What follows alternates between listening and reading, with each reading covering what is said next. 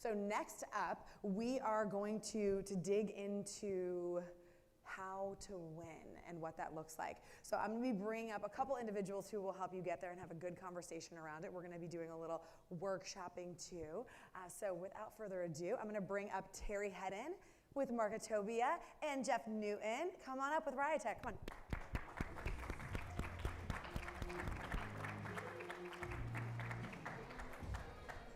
I need to get you a marker. I got him. Oh, awesome. Yeah, we're good. Awesome. You're Here good. you go. You got can it? have this. Oh, there we go. All right. Well, you know, hopefully you guys have gotten a lot from the presenters. Our role today, and we brought Jeff in because he's been a long time advocate of Marketopia and the methodology, and he's also got a very unique take on how he's applied it in his business, so I'm looking forward to hearing him share. We're running a little behind, so I'm going to compress this presentation into a smaller window to make sure that we don't lose sight of the workshops that are going to happen this afternoon and cut on any of the content that's coming there. One of the things that Marketopia has realized over the years is that the most critical success factor to our success as a company and our client's success as a client has nothing to do with us, really, right? So we're a marketing and lead generation firm. At the end of the day, we are getting fired far more often because they can't close than because we can't get them opportunities. And so we've invested a lot of time and attention in fixing that issue with peer groups and sales training and things like that. And one of my goals today is to really kind of cover some of the high-level reasons for that and what we can do about it. The first and probably the most important underlying challenge that we have out there is that MSPs are so used to word-of-mouth leads that they feel like they're entitled to win when they show up. They don't have to like earn the trust. They don't have to build the relationship. They don't have to win on competing value with other firms or justifying them over someone else. They literally feel like by showing up and giving a quote, they deserve to leave with a proposal. And it's understandable because they got that perception by getting leads from their uncle, their brother, their CPA, their doctor, their neighbor, things like that, right? So if your dad's best friend is talking to you about managed services, you should win that deal. If not, you're absolutely terrible, right? All you have to do is show up, present a remotely competitive solution, and you're going to win.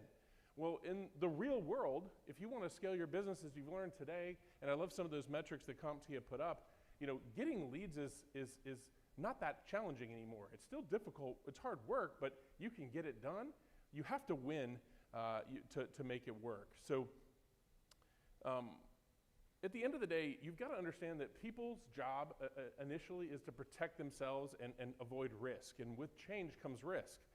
To overcome that, it's important that you really listen to what you're going to do, listen to the customer, and they'll tell you why they would buy, why they wouldn't buy. Learn about their business, about the driving factors in the decision. Research their industry, their company, and the individuals you're meeting with to understand what their triggers and what their relationship building points might be.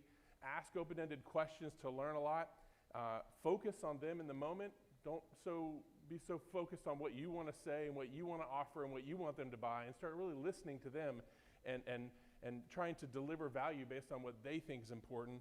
And perhaps most importantly is to believe in yourself and your business and be confident in what you're offering. So we're not going to go into this in a lot of detail due to time today, but at the end of the day, what's most important is to understand that you have to slow down to win. A lot of us are so busy. I think there's a lot of sessions today talking about how much time we have working in the business. And most MSPs, the principals, are the best salespeople, which is normal. Principal-led sales is great for a small business. The challenge is we get so busy being in the business that we start trying to optimize our time. And we start trying to shortchange things that should take time. In other words, trying to get a sales process done in a day or even an hour when it should take time to build that trust and build that relationship, uncover all the opportunities for you to add value, develop a compelling pitch, and then present that in a very calm and structured way to the point where you can overcome the natural inclination to maintain the status quo, right? Anything that the customer does represents net new risk to their business. So you have to earn the right to win. And we do that through that 5-stage sales process and really have found great success in terms of having people slow down, take each meeting for what it is, achieve what you want to achieve in that meeting, overcome objections to getting to the next meeting, and really elevating your ability to get to the end game. Yeah, go back to that slide real quick on the process, because I think, and we're going to modify it slightly, which is fine, because it's really about how you apply this, right? The thing that I've learned after working in this space specifically for 18 years is that businesses and MSPs that do not have the discipline to maintain a sales process, doesn't matter what it is. This one works. We've used it. We still use it. But if you don't have a process and you don't have the discipline to maintain it, you'll never have the endurance to actually do the things on the back end of selling to truly close the business. And so when we look at a sales process like this, it really turns into the other component of most of the people in this room, right? You're all MSPs. So the thing that I learned on the 10 years working on the ops side of the business is if I don't tell you why I want you to do something, you're never going to comply. So that's kind of probably where I'm going to take this portion of the conversation, is helping you understand the why to illustrate ultimately the need to do. I'm going to switch you spots real quick. So if you take this 5-step process, which is traditionally drawn as a funnel that goes vertically, right? And I'm going to work through this as we go through it. And instead of it being a funnel, you just divide this into those 5 sections. The marriage between what you're doing and why you're doing it is what ultimately will produce the result, which is the win. And so the secret sauce there is actually that sales reps don't close deals, buyers do. And that's a fundamental shift and total paradigm change in your brain. Think about it from your world. You're looking at a new RMM, you're looking at a new tool, you're talking to any of these vendors in the room, you have your own process that you're going through to evaluate that. You got your own criteria. We're the most diligent buyers in the world. We're also the most frustrating for the vendors to work with. But it's because you have your own process, right? You have your hoops that you have to get people to jump through. And if you can acknowledge that, or at least begin with that end in mind, that every person that you're selling to is going to buy through their own buying process as well, then you'll get to the finish line fewer times than you could, or you should. Going back to the very opening and the title of our pitch here is, you don't have any right to just get the business. Most of us think we do because of the way in which the business started off and grew originally, because you would get the referral, the warm lead, you'd show up, you'd ask like 3 questions, you'd shoot them a price, you'd follow up twice within 35-ish days, and half the time they would say yes because it was a warm lead. But understanding the buyer's process and the buyer's logic really comes down and breaks itself down into 5 areas, which I think will tie all of this together. The first being the person, right? So how are you positioning yourself in this process in order to earn the right to the next stage in the process, right? You don't show up at the initial conversation with the proposal already in the bag because it's too much, too fast, and too differently. So you have to be able to position yourself right where the buyer is in their own journey, with the only objective to make it to the next phase in the journey. And the second piece of the funnel is really the promise. So what is it that the promise of your organization is to that end user, or to that customer? So from Marketopia's perspective, their promise to us as the MSP is leads, right? More leads, more sales, more profit. And so you have to get them bought in to the promise of what your organization is. How you differentiate yourself from everyone else in the room, so take notes, is the process by which you deliver the promise that you just made to them. This is really ultimately the secret sauce of your company, and you got to define that and build it out in such a way that can illustrate it in a simple model like a triangle. But the process is going to be the differentiator that gets you the rest of the way. And then you'll get to the point where you're at price.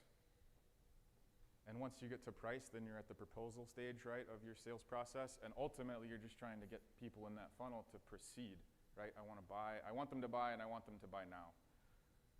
How you do that, and we can't go super deep into it, but how you get people from the position at which they see you and first interact with you, all the way to having them jumping up and down screaming, I need it, and I need it from you, and I need it from you now, can be choreographed. Because it's really just rooted in psychology and persuasion, ethical persuasion. And so I'm going to tie some other things back to this as we go through. But the most important piece is if you don't have a process that you're following currently, how do you know what to fix and how can you measure your own success? And then the second part is really what we'll anchor to here. I think what Jeff said that I really want to reinforce is that each step is designed to bring you to the next step. It's not designed to win the contract. The end result of the steps in the process is to win the contract. You have to build to that. So many times we tend to see an opportunity, maybe slip in a proposal and get it signed. I've heard people take great pride in, oh, I got them to sign in an hour, same day signature. And I literally think to myself, I wonder what you didn't sell them that you could have, or I wonder what profit you didn't make that you should have. It's all about running a system that's designed to win more than your fair share, right? Because the average MSP on a normal marketing lead has a close ratio of less than 5%, right? So if that's your goal, do what everyone else does. Show up, throw up about your business, throw a proposal in front of them, and ask them to sign it. And guess what? You're going to be competing on price and price alone. If you slow down, follow the system, you can start seeing better results. First conversation is simply to get into a real sales conversation, right? Stop trying to present your business, stop talking about yourself. Your goal is to say as little as you possibly can to get the real assessments going, which is the intense business conversation first, and then that technical assessment twice, or second. All right. Second is that technical assessment. We now call it the technology and risk assessment. There's a lot of conversation about cybersecurity. There's a lot of great vendors out here like Cyberhawk and Datto and others that have really done a great job of providing a great tech stack to solve some of those cybersecurity challenges. And it is all about risk. It's a huge part of what we are. It isn't everything that what we are, though. A lot of us have kind of lost sight of the fact that price still is a factor. It's a big factor, especially when things are tight. Customer service and how good you are at what you do is also a factor, right? A lot of people leave MSPs not because their cybersecurity stack isn't sufficient, but because their customer service isn't what it used to be or it needs to be, right? So you've got to go in there and have that risk assessment conversation, but don't lose sight of everything else in that business conversation. Are you happy with your copy print vendor? Do you feel like you could lower costs there? Is responsiveness what it needs? Are you looking for a partner who's bigger, smaller, closer, further away, right? It's not all about the security stack. Next conversation is a technical assessment. That's where we go in there and run like a network detective type of tool. There are others out there. I don't want to be too brand specific, but that's my MSP we're really leaned on. The reality is you got to go in there and find the things that the skeletons in the closet. Every one of us has it, and all of our customers. If you did an audit, you'll find that some of your customers' billing for Office 365 may not be right, the patches may not be applied, backups may not be running. We all have skeletons in our closet. That technical assessment is designed to uncover things that the customer doesn't even know about. So those tools, as well as an engineer going in and uncovering things is very important. Then and only then do you actually have the justification to win the deal. You understand the business reasons, you understand the technical reasons, you've heard and listened to what the customer knows about, and you've discovered what they don't know about. Then and only then are you armed with what you need to provide a compelling reason why they should take the risk of hiring you versus the devil they know in their current reseller, their current IT department, or whatever the current solution is. That is the leader in the clubhouse is the incumbent, not you, right? They know what they know what they know, and they know what they don't know. And the reality is no one ever got fired for keeping a company, but they definitely have gotten fired for picking a new vendor that didn't go well, right? So you've got to be super compelling in your presentation of value, because there's a 99% chance that doing it right like you're going to do it is going to cost more than doing it wrong like their current company's going to do it. So you've got to be very convincing in your logical arguments about why they need to hire you. So that slowing down and uncovering that through those first 3 meetings is how you create a compelling value proposition and a compelling proposal.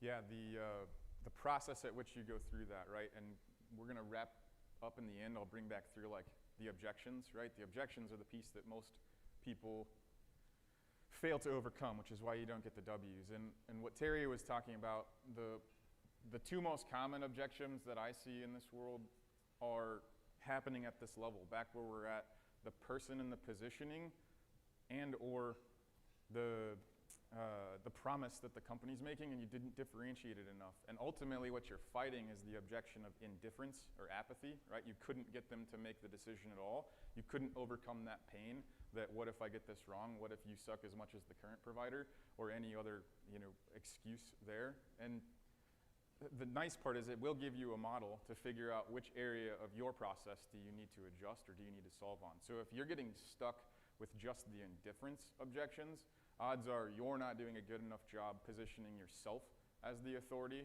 the one person that they should trust more than whoever their current trust is held with, or the promise of your organization is not differentiated enough to look any different than the 3 other proposals that they have on their desk when they're shopping you, which ultimately dumbs you down or waters your proposal down to just competing on price alone. And if you're competing on price, and if price is the primary objection, then it's because you didn't tackle the first 3 phases of your actual sales process appropriately to get them to think about the decision you're trying to have them make differently. We talk a lot about the close ratio, and what you got on the screen right now is our goal for leads that come into the customer. And a lot of people look at the numbers and they're literally kind of dumbfounded. And the reason is because so many of us have head trash about why, or what it is we want to sell, the services that we want them to buy, without kind of understanding that that is a small fraction of the purchase decision, right? What you choose to present will determine whether they buy or not. But if you open your mind to dating before you get married, or selling a project or even a piece of hardware before you try to pitch them a 5-year managed service contract with no out clause, you will find that you'll win a lot more. So our goal with this, for every 100 appointments that you secure, and it shouldn't matter, at Marketopia you have clients who get 100 a month and some that get 100 a year or maybe even every 2 years. The reality is our goal is for 90% of those to get past the initial conversation to that business technology and risk assessment. Of those, 90% go to the technical assessment. Of those, 90% go to proposal presentation. And of those, 25 to 50% close. So for every 100 held appointments that occur, we want you to leave with a check between 18 and 36 of them. 18 and 36% of the time. And we have customers who do that quite effectively. Nitor, I don't know if they're in the room, it's hard to see with the lights, but there he is in the back waving. He will sell anything to anyone. He understands that the hardest thing to sell a customer is the first thing you sell the customer. So he'll sell a memory chip, a monitor, he'd probably sell a mouse pad. I don't even know what else he'd sell, but he'd probably sell a lot of things. Maybe nothing to do with IT he'd probably sell because he's quite the sales guy. Whereas so many of us say, no, I only want this. No one gives a crap what you want to sell people. People only care about what they want to buy. And some of us aren't good enough at sales, especially at the beginning or following a crap sales process, to justify them buying what we want them to buy. That's okay. It's okay, right? The key is to start that business relationship, start building that trust, and feel everything, treat every prospective customer as a process to securing what you want them to buy over the long term. Stop trying to get it all on the first date, if that makes sense. Yeah, one of the things we've talked about a lot about this slide specifically in the peer groups is that since words matter, peer group A, of course, but since words matter, it's talking through your sales qualification process. Just flip it to your process is really a disqualification process, right? Your time is valuable. Your time is an opportunity cost. So it is intentional and natural to look for the right reasons to exclude people as early and as often as possible in that framework through the lens of where's the opportunity and where can I close. Yep. Love that. Okay. You know, one thing that we really brought Jeff aboard for this presentation was to get into what do you do if you didn't win? A lot of us kind of faced with that challenge where we did our thing, we did our pitch, we laid the proposal on the table, we pointed, like I tell you to point on the signature line, you stand up, start talking to your tech about implementation because you want them to sign the contract, and they simply don't. The reality is we have not given them enough of a compelling reason to do so now. That does not mean we lost, it just means that we didn't get the deal at the point in the process where we wanted to. So then we get into the, okay, now what? right? If they said no, now what? Sometimes you get oh, no problem, wait an hour, the boss man will be back and we'll sign the contract. Sometimes it's, let's get back together tomorrow at 4, we'll sign the contract. But then sometimes they don't give you a next meeting. The meeting's over and you walk out the door and it's difficult to get them back on the phone and get back in front of them. At that point, Jeff, how do you manage what to do next? How do you deal with being ghosted? Yeah, so the really critical part, which is ultimately where the drawings come in, is if you get to that point, it wasn't necessarily the last conversation that you had with them or the pitch or the proposal or whatnot that went south that caused them to ghost you. It's any one of the steps prior that you may or may not have actually gone through, which goes back to my point on discipline earlier. But being ghosted is really about one thing and one thing only, and it's buyer safety. No one really talks about it because we always talk about the sales stuff. We always talk about the things inside our organization that we can do to create our sales process, run our sales process, measure our sales pipeline, and everything else. But it only takes into consideration the things inside our four walls as an MSP, which is great, except back to my earlier point too, it's the buyer that closes the deal, not the sales rep. And so if you can really change your perspective and think through the lens of the buyer, then you can work yourself backwards to that first touch all the way through proposal and overcome the 5 layers of ultimately buyer safety that you have to, the emotions attached to buyer safety. And what they're looking for, what buyers are looking for, are safety and anonymity. And think about it from your own sales process or your own pipeline, or again, any of the vendors in the room. Look at the way their pipeline works. Anonymity is free webinar, right? They don't know you're there, but you can show up there. It's the social media posts. It's any of that kind of stuff. You can observe from afar. They don't know who you are. You didn't have to opt in. You didn't have to give them anything. So then you move from anonymity to more of a safety in numbers, right? The herd mentality. I can see that there's a bunch of silhouettes of people in here, but I can't really see your faces because the lights are on me. Same is true if you're just entering my CRM database, right? So what, I have your email, and yeah, you're going to lob me some emails, and hopefully they're meaningful, valuable, and producing the next step of that process. So safety in numbers is the second stage that you've got to get someone emotionally through to have them commit.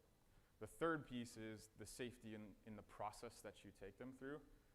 You can have your process, but you got to give them the control to navigate it, right? So that might be sending me the calendar link to schedule the meeting on my terms, which I may cancel, I may ghost, I might reschedule, I might do whatever else. That's okay. It's not a bad thing to allow them to have the control, because they still have to get to the next step of safety and through that next doorway of the emotional hurdle. And once they do that, then it's the fourth emotion. Lost it. The fifth emotion, though, is commitment. The fourth one will come back to me. The commitment is where it actually happens on the ghosting component, right? So if you eject or you start, and maybe a better way to put this is, MSP sales traditionally goes here, right? This is the price phase of the funnel if ran this way, and the majority of us grew as MSP owners through the referral-based lead, which in most cases almost like shortcuts it because you think you've got the freebie there, and you go straight to price with maybe like a modified assessment. Hey, let me walk through and take a look and see what you got. Yeah, I'm good with that, or we'll push it till later. But here's the price, and then they ghost you. There's really only 3 primary ways that people will object. Indifference and apathy, right? This is the ghosting phase where they're just straight gone. And if they've totally ghosted you, it's because they didn't like or trust or know what value you brought. They didn't understand the promise that your organization made. And then you've really failed to demonstrate clearly the process that differentiates you from the other MSPs that could have been competing or their incumbent. Like fighting indecision rather than an actual incumbent is oftentimes really the primary objective you're going for too. So if the objection, instead of being ghosted, comes down to price, then it's really the process that you didn't get right, differentiating the process in general. And once you get them past that, then that moves them into the fourth emotion, which I forgot, which was desire. I want it and I want it now.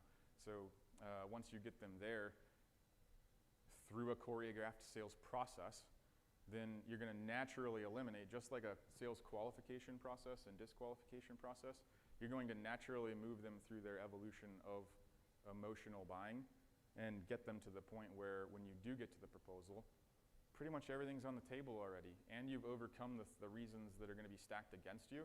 And so you're not just going through all the sales tactics of 100 closes or 3 yeses or all the other stuff that, I mean, it works in a numbers game, but it still doesn't produce the same as understanding the actual individual who's going to make the commitment.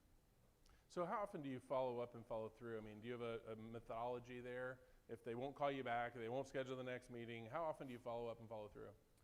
It is more often and a lot longer than you think, right? So what I've seen in this industry is about 3-ish emails, maybe a phone call, that actually go out after a proposal to try to pin them back down for an answer.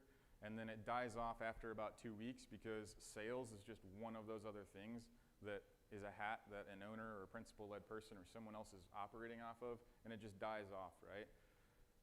At least in the data that we measure, about 73% of the deals are won after that 30-day leg of being ghosted.